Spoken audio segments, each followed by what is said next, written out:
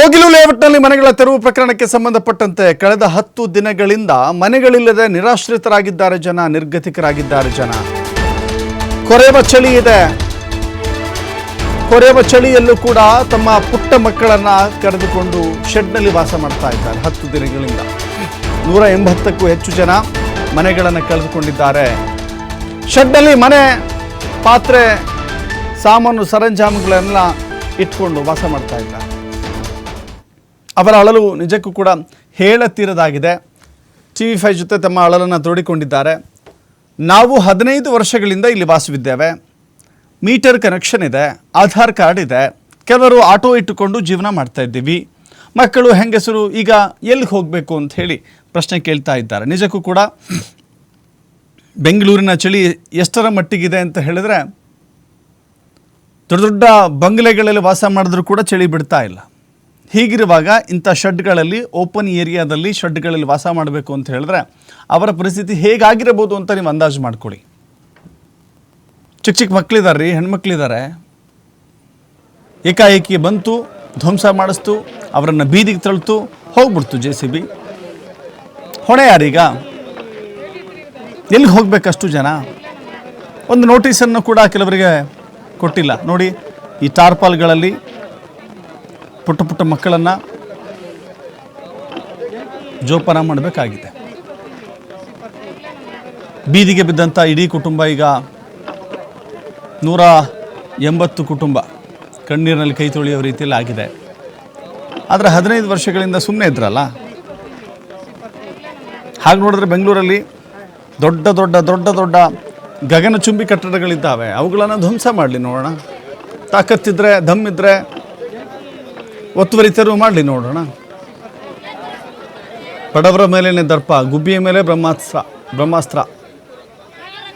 ಈಗ ಪುಟ್ಟ ಪುಟ್ಟ ಮಕ್ಕಳು ನೋಡಿದ್ರೆ ಅಯ್ಯೋ ಅನ್ಸುತ್ತೆ.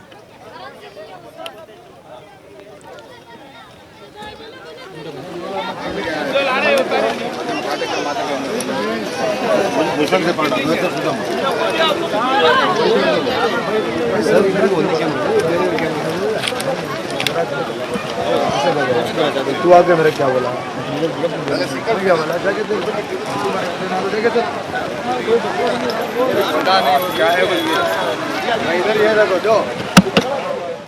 ಘಟನಾ ಸ್ಥಳದಿಂದ ನಮ್ಮ ಪ್ರತಿನಿಧಿ ಗಣೇಶ್ ಒಂದು ಪ್ರತ್ಯಕ್ಷ ವರದಿ ಕೊಟ್ಟಿದ್ದಾರೆ, ನೋಡೋಣ. ಬೆಂಗಳೂರಿನ ಶ್ರೀನಿವಾಸಪುರದ ಕೋಗಿಲು ಕ್ರಾಸ್ ಅಥವಾ ಕೋಗಿಲು ಗೇಟ್ ಅಥವಾ ಕೋಗಿಲು ಮುಖ್ಯ ರಸ್ತೆಯ ವ್ಯಾಪ್ತಿಯಲ್ಲಿರುವಂತಹ ಒಂದು ಜಾಗದಲ್ಲಿ ಈಗ ಮನೆಗಳು 200ಕ್ಕೂ ಹೆಚ್ಚು ಮನೆಗಳು ತೆರವಾಗಿದೆ ಅನ್ನೋಂಥದ್ದು ಗ್ರೇಟರ್ ಬೆಂಗಳೂರು ಪ್ರಾಧಿಕಾರದ ಘನತ್ಯಾಜ್ಯ ನಿರ್ವಹಣಾ ಕಂಪನಿಯ ಅಧಿಕಾರಿಗಳು ಕೆಲವು ದಿನಗಳ ಹಿಂದೆ ಮನೆಗಳನ್ನು ತೆರವು ಮಾಡಿದ್ದಾರೆ. ಅವರ ಜಾಗ ಅನ್ನುವಂತಹ ಹಿನ್ನೆಲೆಯಲ್ಲಿ ತೆರವು ಮಾಡಿದ್ದಾರೆ ಅನ್ನುವಂಥದ್ದು. ಈಗ ನಿರಾಶ್ರಿತರ ಬದುಕನ್ನು ಕಂಡು ಈಗ ಒಂದು ಹಂತದಲ್ಲಿ ರಾಜಕೀಯವಾಗಿ ಈ ಒಂದು ತೆರವು ವಿಚಾರ ಚರ್ಚೆಗೆ ಗ್ರಾಸವಾಗ್ತಾ ಇರೋದು. ಹಾಗೇನೆ ನಾನೀಗ ವಾಸ್ತವ ಏನಿದೆ ಅನ್ನೋದನ್ನ ತೋರಿಸಲಿಕ್ಕೆ ಮುಂದಾಗ್ತಾ ಇದ್ದೀನಿ. ಈ ಒಂದು ಜಾಗದಲ್ಲಿ ಅಂತಂದ್ರೆ ಈ ಒಂದು ಕ್ವಾರೆ ಇರುವಂತದ್ದು, ಅಕ್ಕಪಕ್ಕದ ಬಂಡೆಗಳು ಇರುವಂತದ್ದು. ಹೀಗಾಗಿ ಘನತ್ಯಾಜ್ಯ ನಿರ್ವಹಣಾ ಕಂಪನಿ ವ್ಯಾಪ್ತಿಗೆ ಬರುವಂತ ಹಿನ್ನೆಲೆಯಲ್ಲಿ 2016ರಲ್ಲಿ ಬೆಂಗಳೂರು ನಗರ ಜಿಲ್ಲಾಡಳಿತದಿಂದ ಘನತ್ಯಾಜ್ಯ ನಿರ್ವಹಣಾ ಕಂಪನಿ ಅಂದ್ರೆ ಹಿಂದೆ ಇದ್ದಂತಹ BBMPಗೆ ಈ ಜಾಗ ಸೇರಲ್ಪಡುತ್ತೆ. ಅದಾದ ಬಳಿಕ ಹಲವು ಬಾರಿ ನೋಟಿಸ್ ಕೊಟ್ಟು ಇದು ಏನು ಕಸದ ಕ್ವಾರಿ ಮಾಡಲಿಕ್ಕೋ ಇನ್ನೇನೋ ಒಂದು ಕಾರಣಕ್ಕೋಸ್ಕರ ಇಲ್ಲಿರುವಂತಹ ವಾಸವಿರುವಂತಹ 180ಕ್ಕೂ ಹೆಚ್ಚು ಅಥವಾ 200ಕ್ಕೂ ಹೆಚ್ಚು ನಿವಾಸಿಗರನ್ನ ತೆರವು ಮಾಡುವಂಥ ಪ್ರಕ್ರಿಯೆ ಆಗಿದೆ. ಹೀಗಾಗಿ ಕಳೆದ ಒಂದು ವಾರದಿಂದ ಇಲ್ಲಿನ ಜನರ ಬದುಕನ್ನು ನಾವು ನೋಡ್ಬೋದು. ಅಂದರೆ ಬೇರೆ ಬೇರೆ ಕೂಲಿ ಕಾರ್ಮಿಕರು, ಕಟ್ಟಡ ಕಾರ್ಮಿಕರು, ಬೇರೆ ಬೇರೆ ಕೆಲಸಕ್ಕೆ ಹೋಗುವಂತಹ ಹಲವು ಏನು ಮನೆಗಳಲ್ಲಿ ವಾಸವಿದ್ದಂಥವರು ಹಲವು ವರ್ಷಗಳಿಂದ ಇದೀವಿ ಅಂತ ಹೇಳ್ತಾರೆ. ಅವರ ಪರಿಸ್ಥಿತಿಯನ್ನು ನೋಡ್ಬೋದು ಒಳಗಡೆ ಹೋಗಿ. ಯಾಕೆಂದ್ರೆ ಒಂದು ರೀತಿಯಲ್ಲಿ ಅವರ ಬದುಕು ಮುರಾವಟ್ಟೆ ಆಗಿದೆ ಅಂತ ಹೇಳ್ಬೋದು. ಯಾವುದೇ ರೀತಿ ವಾಸಕ್ಕೆ ಆಗದ ರೀತಿಯಲ್ಲಿ, ಯೋಗ್ಯ ಆಗದ ರೀತಿಯ ಪರಿಸ್ಥಿತಿಯಲ್ಲಿದೆ. ಒಂದು ತಾಡ್ಪಲ್ ಅನ್ನ ಹಾಕಿಕೊಂಡು ಒಂದು ತಾತ್ಕಾಲಿಕ ಶೆಡ್ಡು ಕೂಡ ಇಲ್ದೇನೆ ತೆರವಾದಂತಹ ಜಾಗದಲ್ಲೇ ನಾವು ಖಾಲಿ ಮಾಡಲ್ಲ ಅಂತ ಪಟ್ಟಿಟ್ಕೊಂಡು ಈಗ ಜನ ಇಲ್ಲಿ ವಾಸ ಮಾಡ್ತಿದ್ದಾರೆ. ವಿಪರ್ಯಾಸ ಅಂತಂದ್ರೆ ಚಿಕ್ಕ ಮಕ್ಕಳದ್ದು ತುಂಬಾ ಚಿಕ್ಕ ಮಕ್ಕಳ ಜೊತೆಗೆ ಜೀವನ ಮಾಡುವಂಥದ್ದು. ಇಲ್ಲಿ ಮೂಲಭೂತ ಸೌಕರ್ಯಗಳು ಕೂಡ ದಿನದ ಕಾರ್ಯಚಟುವಟಿಕೆ ಕೂಡ ಇಲ್ಲಿ ಆಗದ ಪರಿಸ್ಥಿತಿಯಲ್ಲಿ ಜನರು ಇಲ್ಲಿ ವಾಸವನ್ನ ಮಾಡ್ತಿದ್ದಾರೆ. ಹಾಗೇನೆ ಈಗ ಹಲವು ಅಧಿಕಾರಿಗಳು ಭೇಟಿ ನೀಡ್ತಾ ಇದ್ದಾರೆ. ಒಂದು ರೀತಿಯಲ್ಲಿ ರಾಜ್ಯ ಕಾಂಗ್ರೆಸ್ ಸರ್ಕಾರ ಈಗ ಒಂದು ರೀತಿಯಲ್ಲಿ ಈಗ ಇವರಿಗೆ ಪರ್ಯಾಯ ವ್ಯವಸ್ಥೆ ಮಾಡಲಿಕ್ಕೆ ಚಿಂತನೆ ನಡೆಸ್ತಾ ಇರುವಂಥದ್ದು. ಈಗಾಗಲೇ ರಾಜೀವ್ ಗಾಂಧಿ ಏನು ವಸತಿ ಇಲಾಖೆಯ ಅಧಿಕಾರಿಗಳು ಏನಿದೆ ಅವರು ಕೂಡ ಬಂದು ಪರಿಶೀಲನೆ ಮಾಡುವಂಥದ್ದು, ಇವರ ಆಧಾರ್ ಕಾರ್ಡ್ ವೋಟರ್ ಕಾರ್ಡ್ಗಳನ್ನ ತೆಗೆದುಕೊಳ್ಳುವಂಥ ಪ್ರವೃತ್ತಿಯನ್ನು ಮಾಡಿದ್ದಾರೆ. ಹಾಗೇನೆ ಮನೆಯ ಸಂಖ್ಯೆ ತೆಗೆದುಕೊಳ್ಳುವಂತಹ ಪ್ರಕ್ರಿಯೆ ಕೂಡ ಆಗ್ತಾ ಇದೆ. ಇವರ ಹೇಳುವಂಥದ್ದು, ಇಲ್ಲಿನ ನಿವಾಸಿಗರು ಹೇಳುವಂಥದ್ದು, ನಾವು ಹಲವು ವರ್ಷಗಳಿಂದ ಇಲ್ಲಿ ವಾಸವಿದ್ದೀವಿ, ನಮಗೆ ಕರೆಂಟ್ ಕನೆಕ್ಷನ್ ಇದೆ, ಹಾಗೇನೆ ಆಧಾರ್ ಕಾರ್ಡ್ ಇದೆ, ನಮ್ಮ ಓಟನ್ನು ನಮ್ಮ ಹತ್ರ ಹಾಕ್ಸ್ಕೊಂತಾರೆ, ಆಮೇಲೆ ನಮ್ಮನ್ನ ಬೀದಿಗೆ ತಳ್ತಾರೆ ಅನ್ನುವಂಥದ್ದು. ನೋಡೋದು ಮನೆಯ ಸಾಮಾನುಗಳು, ಸರಂಜುಗಳು ಎಲ್ಲವೂ ಕೂಡ ಒಂದು ರೀತಿಯಲ್ಲಿ ಇಲ್ಲೇ ಇದೆ. ಇಲ್ಲಿಂದ ಇವರು ಕೂಡ ಜಾಗ ಖಾಲಿ ಮಾಡಲು ಇದೇ ಒಂದು ಸಣ್ಣ ಜಾಗದಲ್ಲಿ ಗುಡಿಸಲಲ್ಲಿ ಕಳೆದ 1 ವಾರಗಳಿಂದ ಜೀವನವನ್ನ ಇಲ್ಲಿನ ನಿರಾಶ್ರಿತರು ಮಾಡ್ತಿರುವಂಥದ್ದು. ಇನ್ನು ಇಲ್ಲಿನ ಸಮಸ್ಯೆಗಳ ಬಗ್ಗೆ ಮಾತನಾಡಲಿಕ್ಕೆ ನಾನು ಇಲ್ಲಿನ ನಿರಾಶ್ರಿತರನ್ನು ಕೂಡ ಮಾತನಾಡಿಸುವಂತಹ ಪ್ರಯತ್ನವನ್ನ ಮಾಡ್ತೀನಿ.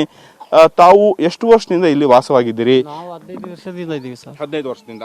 ಈಗ ನಿಮ್ಗೆ ನೋಟಿಸ್ ಏನು ಕೊಟ್ಟಿತ್ತಾ? ನೋಟಿಸ್ ಎಲ್ಲ ಸುಳ್ಳು ಸರ್, ಏನು ಕೊಡ್ಲಿಲ್ಲ ನೋಟಿಸ್. ಕೆಲವು ಮನೆಗಳು ಕೊಟ್ಟಿದ್ದೇವೆ, ಪೊಲೀಸ್ ಪ್ರೊಟೆಕ್ಷನ್ ಕೊಟ್ಟಿದ್ದೀವಿ ಅನ್ನೋಂಥ ಮಾಹಿತಿ ಇದೆ. ಇಲ್ಲ ಯಾರು ಕೊಡ್ಲಿಲ್ಲ. ನೀವು ಏನು ಕೆಲಸ ಮಾಡ್ತೀರಾ ಇಲ್ಲಿ? ನಾವು ಇರುವೆ ಔಷಧಿ, ಜಿರಳೆ ಔಷಧಿ, ತಿಗಡೆ ಔಷಧಿ ಹೊಡಿಯಕ್ಕೆ ಹೋಗ್ತೀವಿ.